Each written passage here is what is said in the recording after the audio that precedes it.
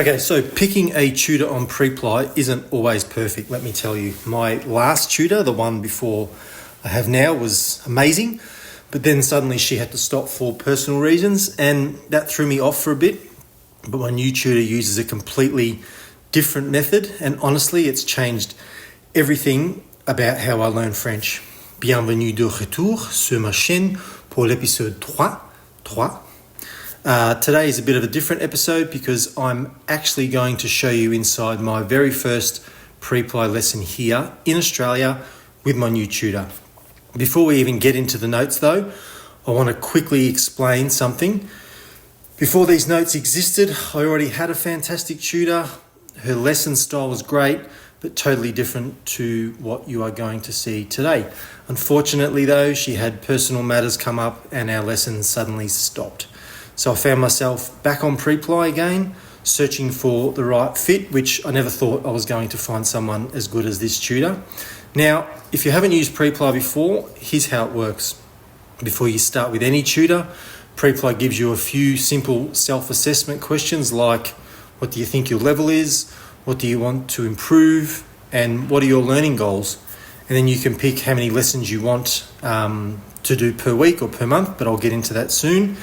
But this gives the tutor a really good idea of who you are before lesson 1 even begins, and they prepare the lesson for you specifically and not some generic structure. Then you get a free trial lesson with any tutor you choose. It's about 50 minutes long and it gives you a feel for their teaching style, which is very important. But I'll be very honest with you, even a good trial doesn't mean the tutor will be the right long-term fit. Like the tutor I had in France, it started great, the trial was great, but it only lasted a few weeks, and that's just life. You try, you see how it feels, and then you just keep going. So after the trial, you subscribe in bulk for a certain number of lessons per month, and you can spread them out however you want, once a week, twice a week, whatever suits you. The subscription then will renew monthly, and you can even have more than one tutor at a time if you want for different styles.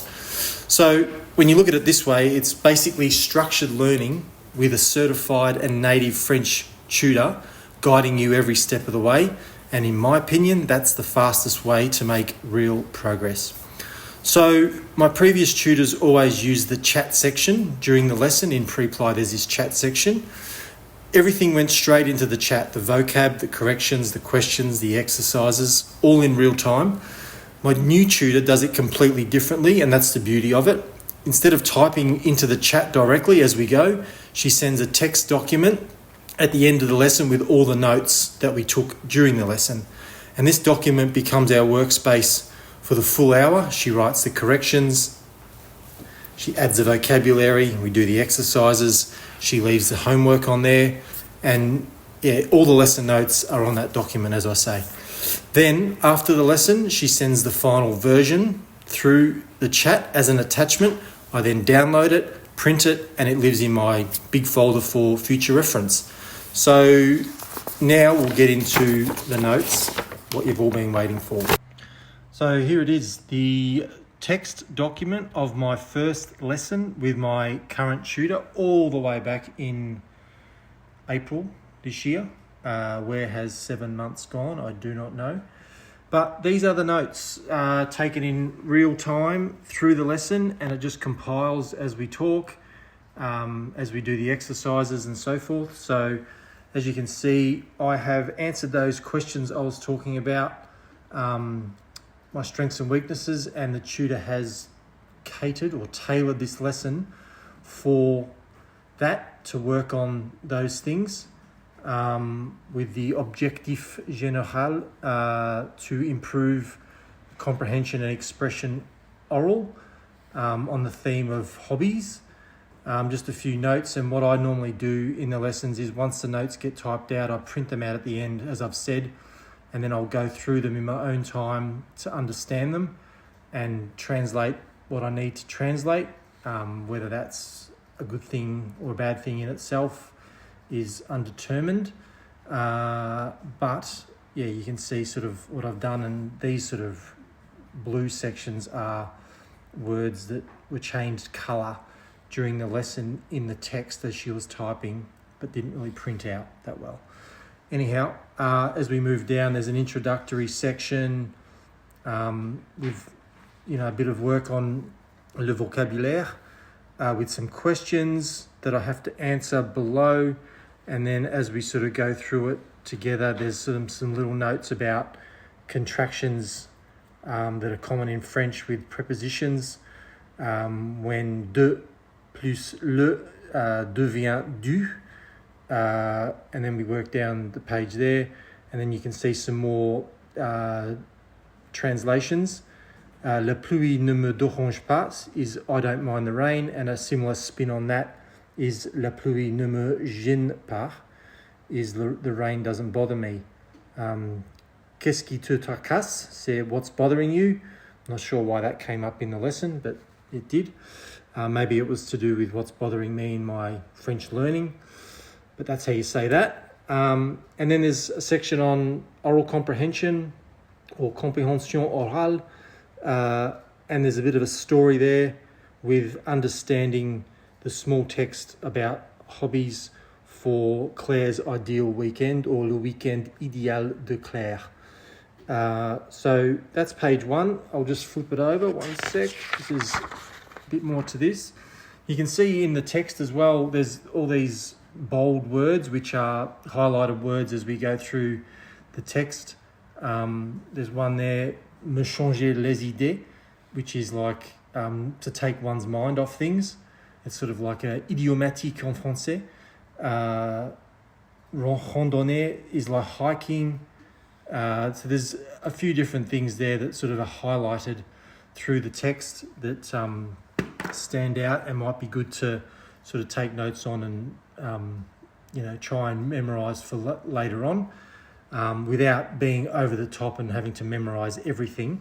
That's sort of the gist of what was going on. And then after the text, there's a general question and about what the text was about and certain parts of the text which I needed to answer. Following that, a word came up, des pique-niques or un pique-nique, and it's a verb in French. And then following that, it's just how to conjugate that verb through with all the pronouns in front of it. So that's that. And as I said earlier, c'est changer les idées is to clear one's mind or take your mind off things. And that's one thing in French that is really difficult to comprehend, is the one thing, or what to say something a certain way can mean so many different things in English, which is very hard for an Anglophone to get your head around. But it's just something that if you go down this road that you're just going to have to accept, and slowly but surely you pick these things up in time. And I think patience is one big thing that I've learnt over time, that you just have to be with this language. As I might have said in the past videos, there's been times where I've wanted to quit and give up, but you just have to accept that, like, it's very difficult to do what you're doing, and you just have to be patient with it, and slowly, the more you practice, the more you repeat things, the more it'll come and become, and you'll train your mind to use it, and it'll become easier as you go. So that's kind of, as you can sort of see, there's another section on the guided oral expression, which is like a 15-minute. She's allocated 15 minutes for that. What are my preferred or favourite hobbies? Quel est ton loisir préféré? And as you can sort of see there, there's some notes that haven't printed out that I just couldn't see otherwise unless I rewrote them on the page. J'étudie, during the lesson I said I study French as much as possible, which is j'étudie le français autant que possible. So there's that, just a little vocabulary thing.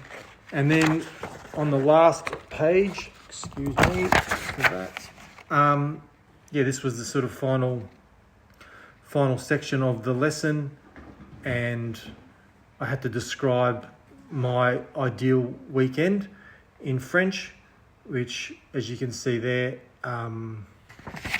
there's a petit paragraph about that, and there's a little line in there, rouler à la campagne, which is driving in the countryside, but rouler also means roll.